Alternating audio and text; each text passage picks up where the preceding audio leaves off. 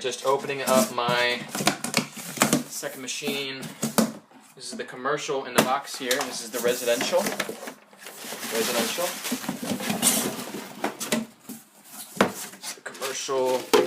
Let's see. I want to show you the difference between the two. Those are the bags. Just a bunch of cleaners and things like that. Let's get to the good stuff somewhere in here.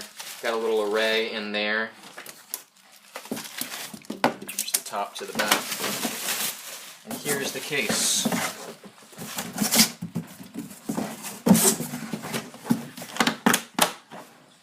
Professional series. Professional series.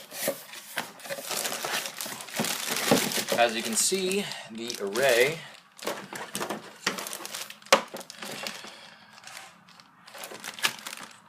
looks pretty much identical. It's professional. Yeah, anyways, that's the difference. Premier. You can do a little bit more things with it on with the control panel, a little bit more programs, things like that. That's pretty much it. If you want to know more about it, this is now officially a used commercial model. So anyways, give me a call if anybody needs a used machine.